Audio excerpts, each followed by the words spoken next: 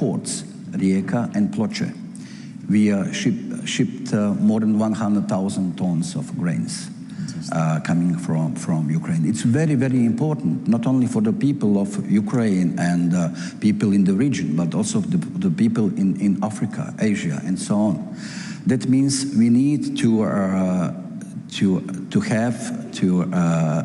convince also our partners who are just consider that probably is a situation Ukraine a conflict, but it is aggression.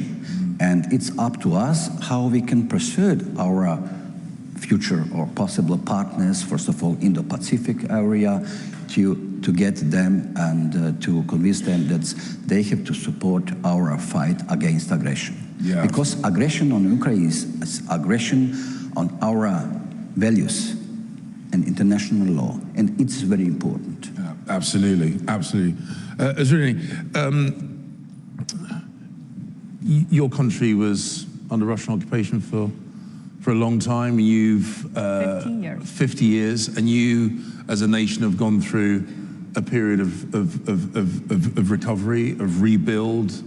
I mean, what observations do you have? What advice could you give? What learnings could you share with Ukraine as they go through what is inevitably going to be a big period of change for them once this conflict is successfully concluded? Indeed, and Lithuanians are very sympathetic to Ukrainian people because, well, it's European values Ukrainian friends are fighting for, but also Lithuanians, and I think many other Baltic countries as well, feel that it's our fight as well, you know, because of the history, because Russia can't win again, and because it's a good fight. I mean, it's not only territories, it's also values that we are fighting for here. And that's the general sentiment, I believe, not only in our countries, but also in Europe and worldwide. So that's one thing. Ukraine has been a long-standing partner for Lithuania and has been transforming already, even before the war. As your Prime Minister, Mr. Sunak yesterday said that, well, Ukraine was and still is a country of opportunities. It is a vibrant economy. I mean, even during this war, Ukraine's economy is running, and we keep trading with Ukraine today. So when talking and planning the reconstruction, I believe there are three things we have to, you know, take a deeper look. It's, of course, social infrastructure, schools, hospitals, kindergartens, these things, and Lithuania is contributing, not only government, but also businesses, rebuilding schools in the region of Kiev, 3 schools. Second is transport and logistics infrastructure, railways, you know, roads. Well, we have to maintain this trade because not only Ukraine needs us, but European economies need Ukrainian goods and services and all these products Ukraine produces. And third is, of course, digital infrastructure. Tell me more about it. I'm glad you brought it up because I was just about to ask you. So tell me a bit more about the digital transformation, digital infrastructure. Well, you know, sometimes people ask me, so how European countries could, you know, help Ukraine in you know, maintaining and securing digital infrastructure? I must say that Ukraine is doing great already on its own capacities, because it has invested, governments, previous governments, current government has invested a lot into digital infrastructure, into transformation, into new technologies. And, well, I can give you a practical, if I may, example. For instance, our banking institutions have no problem accessing, you know, Ukrainian registers and so on, receiving data they need. And this is a surprising and positive achievement because, well, it's war going on. Sometimes, you know, there is no water supply, sometimes there is no electricity, but internet connection, the data security is in place. And I believe that Ukraine could also teach some of Western countries as well, European countries, how to you know, maintain it in the, you know, the worst hours of war. Well, that's, I think it's very positive. I think it's a very good point that this isn't just about giving to Ukraine. This is also about learning from Ukraine as well. I think that that's something which is a very sustainable model. What do you, Gordon, what are you most optimistic about? When you think about Ukraine's future, you're from a region that has sadly seen conflict, and yet when I visit you, I feel optimism, I feel dynamism. What's your observation of a country transitioning out of conflict into a kind of a vibrant European nation? I'm very, very optimistic regarding the Ukraine. Why? Because the situation in Ukraine recognized the whole democratic world. But 30 years ago, the Croatia was a part of the former Yugoslavia, and no one cared enough what's actually going on. It was the internal question of the former Yugoslavia. It was not easy. It was not easy to us to explain the world that something has happened and that we needed help. There we spent months and months to explain our friends outside that it's a breaking of international rule, it's a brutal aggression and so on. And then on 15th of January 1992 only, then we were recognized together with Slovenia as a sovereign country. But so our fight against the aggression and fight for freedom didn't stop. So we needed more than 6 years just firstly to liberate with our forces, 1995, and three years later, and the peaceful the integration of the eastern part of Croatia. But however, we in this time, very difficult time, also in parallel to this, we showed our readiness to be part of the international community in the West. And also given this very difficult circumstances, we succeed to be member of NATO, and later on, so this year we are celebrating 10 years of the membership of European Union, but you are not. But however, it's that no matter, it's very important that we share common values. Yeah. Rule of law, tolerance, human rights, it's the most important thing. So whether are you in the European Union or not, no matter. However, we are on the same page. It's very important. And we could be a good example, for example, for the region. I was recently in Macedonia, and everywhere there is offered as a Croatian model. Actually, something is good to mention Croatian models and sometimes not. But however, we are very proud to the fact that Croatia has a model, however, and you are all welcome to Croatia as a model country, for example, to spend on holidays and so on. And our Adriatic Sea, our Adriatic coast, is not more only Croatia, it's also European. It's also for us. And that, for example, the Schengen zone, for us, it's quite a big achievement. For example, if someone from Vilnius would like to visit Croatia, it's the car destination.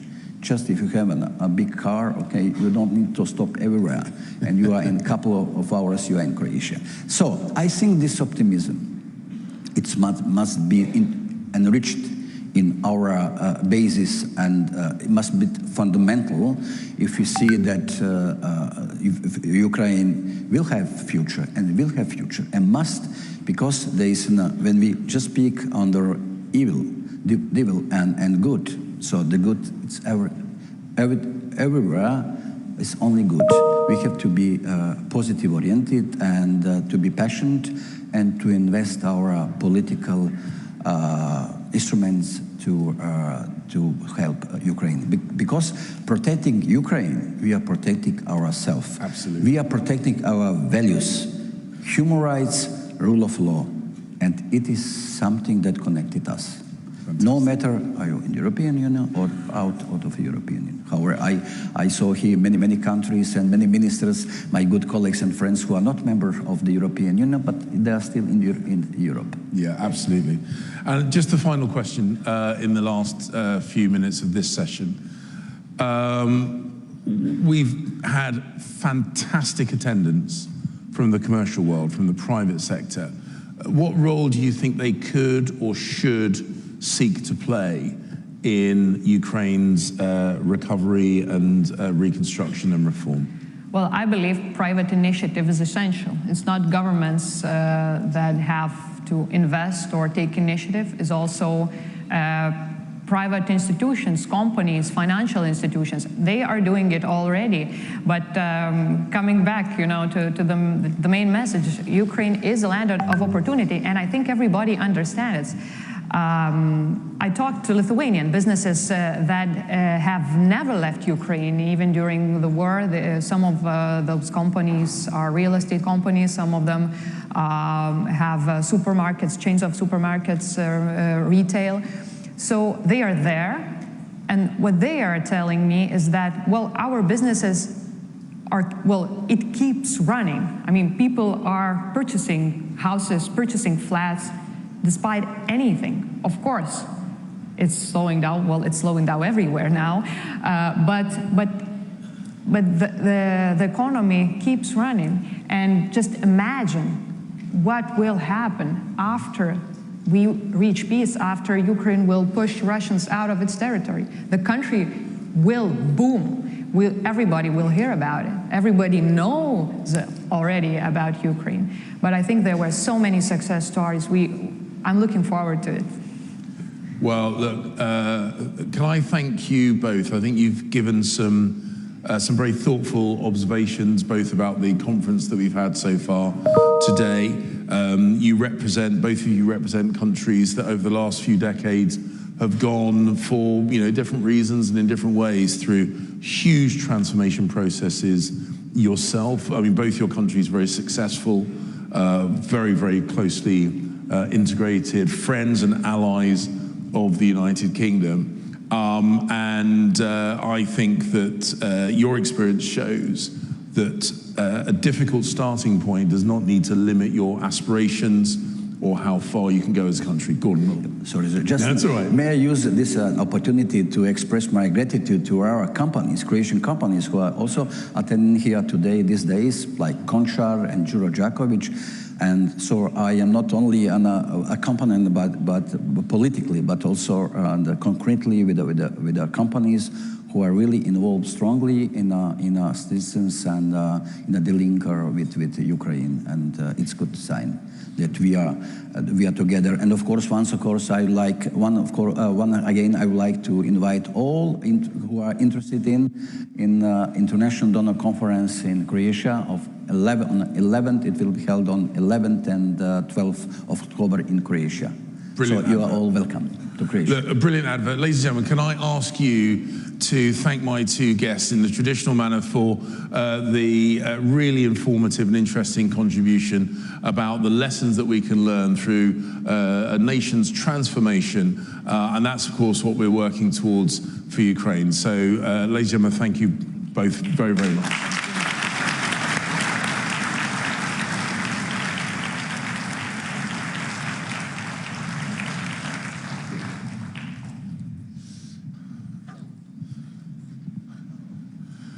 Now, for those of you who were hoping, and I'm sure deep down in your hearts this is what you all hope for, that I would now take to the stage and do more of the speaking, ladies and gentlemen, you are to be sadly disappointed, because I am going to hand over the floor to someone who is the CEO of a private charitable foundation, and it's a foundation that invests in global food security, in conflict management, and in the efforts to fight the particular evil, which is human trafficking. The person I'm about to introduce to the stage, Mr. Howard G. Buffett, is active in agriculture, he's active in business, in conservation, in philanthropy, in law enforcement, in politics, and photography, which I have to say was an unusual addition to what is an unbelievably impressive list. He's held senior positions in public and private organizations, and I would like to invite him onto the stage now to share his thoughts about the philanthropic opportunities to support Ukraine's recovery. Ladies and gentlemen, Mr. Howard Buffett.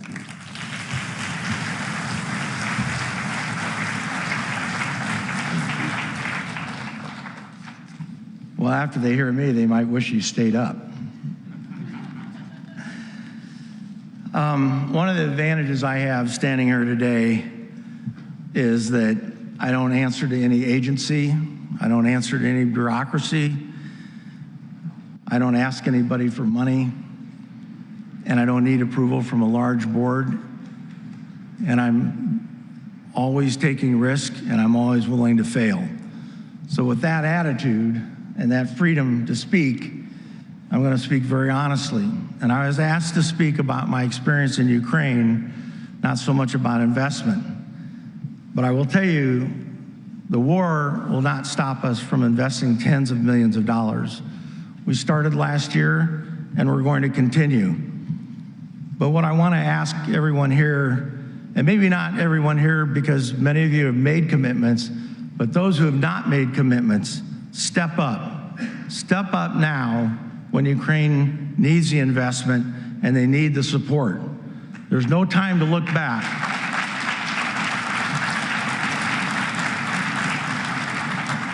There is no time to look back, and I'll tell you why. Because what we do now is going to change the course of history, and we have to be on the right side of history.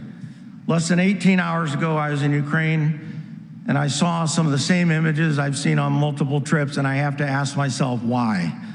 Why are we continuing to see this, and why are we continuing to let it happen? I acknowledge, I appreciate, I thank everyone for everything they're doing to support Ukraine, but I've got to say that at times we've been timid. We've been helpful, but we've been slow. And at times we've been indecisive. We're not providing Ukraine everything that they need to win this war. And worse, we're asking Ukraine to fight this war in a way that we would not fight it ourselves. So why are we holding back? Some are operating from fear. I'll tell you, no one has ever won a fight being scared of the consequences. John McCain said, to not provoke Putin is to show weakness, which will 100% provoke Putin. All of you know that quote. Senator McCain understood the consequences of our near silence when Russia went into Crimea and pushed west into Donbass. This time, we cannot fail in our judgment. We have no room to fail. Some are concerned about politics. Well, those politics are getting people killed every single day. Some are worried about escalating the war. For those, I simply ask if you're even paying attention to how the geopolitical landscape is changing and has already changed. It's not to our advantage. It's to no one's advantage that's sitting in this room. And do you have the slightest idea of what our world will look like if we fail Ukraine? On my last trip, well, a few trips ago, I met a 19-year-old girl who lost her leg, and she told me, all I want to do is go back and fight on the front line. That is the will of the Ukrainian people. I met a young man, Dennis, who lost both his left arm and both of his legs in Bakhmut. He wants to go to school so that he can counsel other amputees. I think about a 14-year-old boy, Arthur, who I met, and he was simply walking down a street in his hometown, and a Russian rocket hit, a missile hit, and basically the fragments destroyed his arm. The future of these young people has been altered forever. And unfortunately, there's thousands of these stories. No American would accept this for their child. No Brit would accept this for their child. No one in this room would accept it for their child. So why do we allow it to continue? My message is well beyond investment and well beyond this room today, because I have the opportunity to say it. This war in Ukraine is a war on civilians. It's a war on food security, both in Ukraine and globally. It's a war on democracy. It's a war on freedom. And it's a war on sovereignty. Those are our values. Those are the things we need to protect.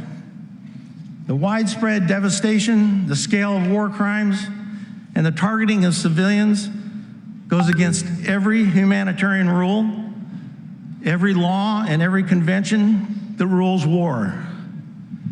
The war in Ukraine is a war on humanity.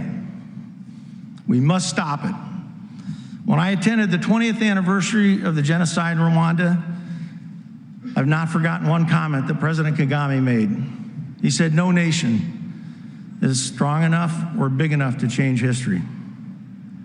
We cannot let Russia change history. Russia has created the world's largest humanitarian crisis in my lifetime.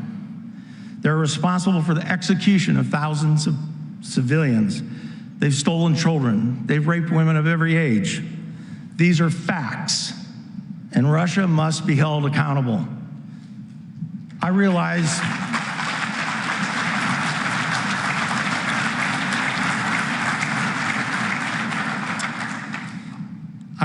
the main goal of this conference is to focus on investment. However, whatever comes out of this conference must also advocate for justice, and it must demand that our actions bring victory to Ukraine. In all of my life, I have never faced such a clear distinction between right and wrong. Never. When victory comes to Ukraine, it comes to all of us.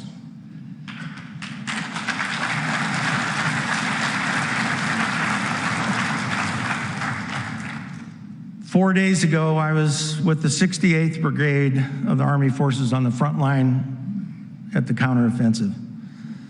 I spent time with Master Sergeant Andre Anastrat. 2 weeks ago, his son was fighting in the same brigade. 10 days ago, he buried his son. No father should see their son die on the battlefield, especially in a war that they did not start and a war they did not want. So we have a tradition at home that I'd like to invoke here. I would like to ask everyone to take a moment of silence for those who've given their lives to protect Ukraine.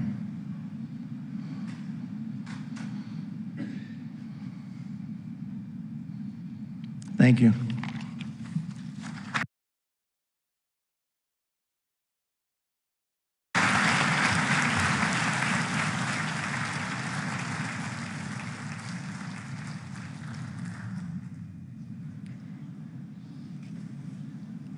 A huge thank you to this morning's spectacular panel and to Howard Buffett for that powerful and emotional speech. We now look forward to really exploiting the fact that the time is now by bringing together Ukrainian businesses and decision makers globally, and the businesses and the sectors critical to Ukraine's recovery, as well as breakout sessions covering livelihoods, tech, demining, and the regions. There are so many decision makers in this room. Let's make this happen.